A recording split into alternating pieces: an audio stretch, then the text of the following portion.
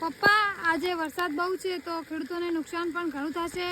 આપણે તો મગફળી ઓછી છે પણ ઘણા લોકોને બાજરી અને મગફળી પલળે એનું શું થશે?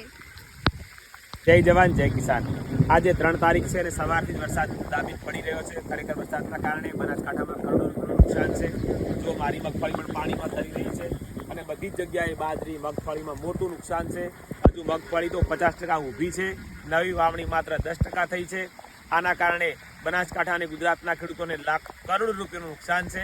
સરકારને વિનંતી કરું છું મીડિયાના માધ્યમથી કે અમારા ખેડૂતોનું તાત્કાલિક ધોરણે સર્વે કરે અને ખેડૂતોને બનતી સહાય આપે. મીડિયાને પણ વિનંતી કરું છું કે 2 દિવસ માટે બીજા પ્રોગ્રામો આપવાનું રહેવા દેજો અને ખેડૂતને બતાવજો, જેના કારણે સરકારનું ધ્યાન દોરાય. તમે જો બીજી કોઈ ઘટના હોય તો બહુ હાઇલાઇટ કરો છો, પણ ખેડૂતોની હાઇલાઇટ ઓછી થતી હોય છે. તો ખેડૂતોનું નુકસાન બતાવજો આપ મીડિયાના માધ્યમથી, અને ખેડૂતોને સરકાર સહાય આપે એવી આશા રાખું છું. હું સરકાર ઉપર મને વિશ્વાસ છે 100% સહાય આપશે. જો ક્રિકેટનું મેદાન પલળ્યું હોય હમણાં તો કરોડો રૂપિયા ખર્ચો કરી અને તાત્કાલિક એને કોરું કરાય છે, પણ આમાં ક્રિકેટમાં કોઈનું પેટ ભરાતું નથી.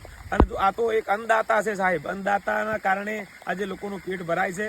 તો ખરેખર અન્નદાતાને સપોર્ટ કરજો અને સરકારને ફરીવાર વિનંતી કરું છું, મને બહુ વિશ્વાસ છે સરકાર ઉપર કે 100% તાત્કાલિક ધોરણે ખેડૂતોને સહાય આપે એવી આશા રાખું છું. જય જવાન જય કિસાન.